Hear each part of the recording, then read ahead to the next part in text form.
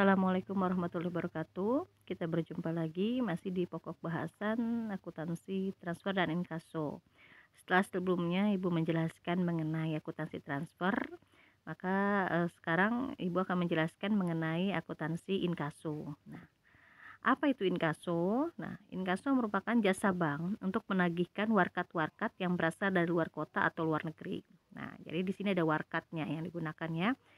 Contohnya, apabila kita memperoleh lembar cek yang diterbitkan oleh bank di kota Balikpapan, maka cek tersebut dapat dicairkan di Jakarta melalui jasa inkaso. Nah, warkat-warkat yang dapat ditagihkan melalui inkaso misalnya cek, biliet giro, wesel, dividen, dan sebagainya. Jadi inkaso ini bahasa kasarnya adalah jasa pelayanan bank untuk menagihkan warkat-warkat yang berasal dari luar kota atau luar negeri, ya.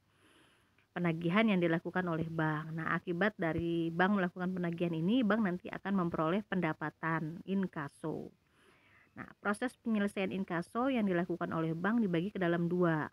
Yang pertama, inkaso berdokumen, di mana surat-surat yang diinkasokan disertai oleh dokumen yang mewakili surat tersebut. Misalnya, ketika bank akan menagihkan warkat atau menginkasokan suatu warkat, maka harus ada dokumen yang mewakilinya, misalnya membawa faktur. Yang kedua, inkaso tidak berdokumen, artinya surat yang diinkasokan tidak diwakili dokumen yang mewakili surat tersebut. Jadi tidak perlu ada dokumen terlampir dalam inkaso yang tidak berdokumen ini. Nah, keuntungan inkaso apa dari sisi nasabah? Jelas menghemat biaya, bisa menghemat waktu, ya. Nasabah tidak perlu mendatangi ke bank atau melakukan penagihan ke bank yang apalagi bank tersebut jauh di luar kota atau luar negeri. Lalu menghindari resiko kehilangan juga. Nah, ini contoh form inkaso. Tiap bank memiliki form yang berbeda. Ini contohnya saja. Ada form dari BRI permohonan inkaso, ya. Lalu ada jumlah inkasonya berapa yang harus diinkasokan, ditagihkan, lalu juga ada biaya inkaso yang dibebankan oleh bank, ya. Nah, lalu bank yang akan diinkasokan bank apa, lalu nanti hasil inkasonya masuk ke rekening nomor berapa. Nah, jenis-jenis inkaso sama dengan transfer, ada transfer keluar, transfer masuk. Inkaso pun ada inkaso keluar dan inkaso masuk. Apa itu inkaso keluar? Yaitu merupakan kegiatan untuk menagih suatu warkat yang telah diterbitkan oleh nasabah bank lain. Jadi di sini inkaso keluar, bank kita yang bertugas melakukan penagihan warkat tersebut, ya, melakukan penagihan. Di sini bank menerima amanat dari nasabahnya sendiri untuk menagih warkat kepada nasabah yang ada di bank lain ataupun di kota lain. Sementara inkaso masuk merupakan kegiatan yang masuk atas warkat yang telah diterbitkan oleh nasabah sendiri. Jadi nasabah kita menerbitkan atau mengeluarkan cek misalnya, nah bank kita bertugas untuk mengecek apakah nasabah tersebut memiliki saldo yang cukup untuk membayarkan ceknya kepada bank lain, ya. Jadi kalau di inkaso keluar kita bertugas bank kita menagih, kalau di inkaso masuk bank kita yang ditagih, ya. Jadi ya, di inkaso masuk tugas bank kita itu mengecek kecukupan dana nasabah, ya, untuk dibayarkan kepada pihak lain. Nah, contoh inkaso keluar, ya, tadi merupakan suatu kegiatan untuk menagih suatu warkat yang telah tersebutkan oleh nasabah lain. Di sini bank kita menerima amanat dari nasabah untuk menagih warkat tersebut kepada seorang nasabah di bank lain atau di kota lain. Pada inkaso keluar, transaksi ini bersifat bersyarat. Oleh sebab itu harus dibukukan dalam rekening administratif. Artinya, bank akan membayar sejumlah uang kepada si pemberi amanat, dalam hal ini nasabah, apabila hasil inkaso dinyatakan berhasil. Nah, jadi ada kemungkinan inkaso itu gagal. Nah, kenapa gagalnya? Bisa jadi bank yang akan kita tagih setelah memeriksa kecukupan dana nasabah yang akan ditagih ternyata saldonya tidak mencukupi. Artinya di sini nasabah kita mendapat cek kosong, artinya cek atau insufficient fund, ceknya tidak mencukupi saldonya. Berarti penagihan tidak bisa berhasil atau gagal. Nah, dalam kegiatan inkaso keluar, seluruh transaksi sebelum diperoleh kepastian berhasil tidaknya, maka dicatat dalam rekening administratif yang disebut warkat inkaso yang diterima. rekening ini akan tetap outstanding sampai inkaso dinyatakan berhasil.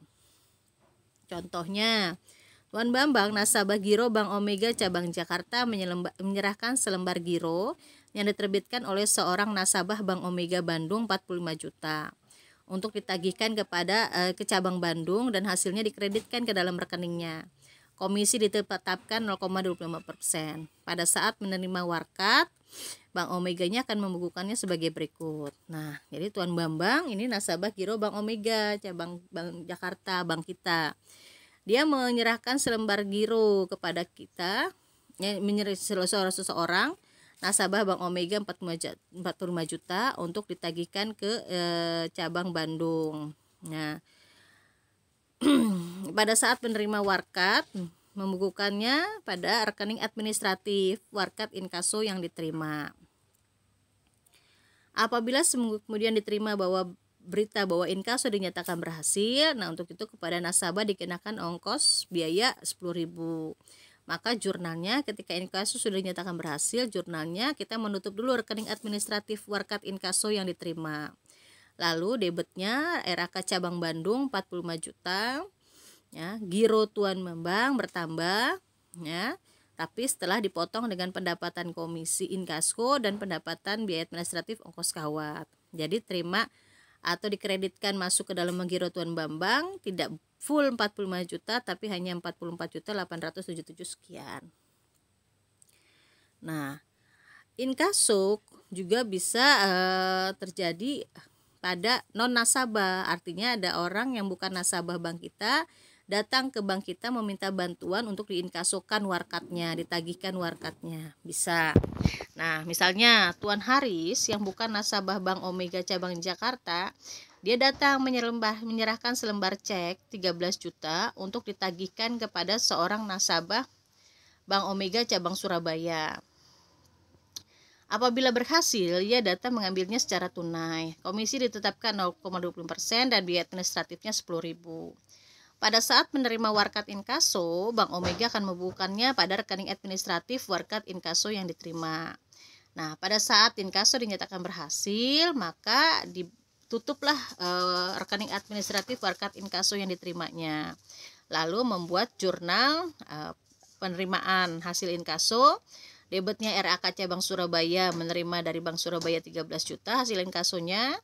Lalu hasil inkaso yang dibayarkan. Nah, ada hasil inkaso itu kita masukkan dulu dalam rekening khusus karena Tuan Haris ini bukan nasabah kita. Kalau dia nasabah kita, maka hasil inkasonya bisa langsung masuk dalam rekening dia. Karena dia tidak memiliki rekening di bank kita, maka hasil inkasonya masuk dalam rekening khusus dulu, yaitu hasil inkaso yang dapat dibayarkan. Setelah dipotong dengan komisi inkaso dan administratif ongkos kawat. Nah, kita informasikan kepada Tuan Haris bahwa inkasonya telah berhasil. Nanti Tuan Haris akan datang ke teller untuk mengambil hasil inkasonya secara tunai. Ketika dia datang mengambil hasil inkasonya, maka jurnal administratif, akun administratif hasil inkaso yang dapat dibayar kita tutup. Nah, lalu kita bayarkan kepada Tuan Haris secara tunai, berarti kas, ya, kas kita berkurang 12.957 sekian. Demikian penjelasan mengenai inkaso. Assalamualaikum warahmatullahi wabarakatuh.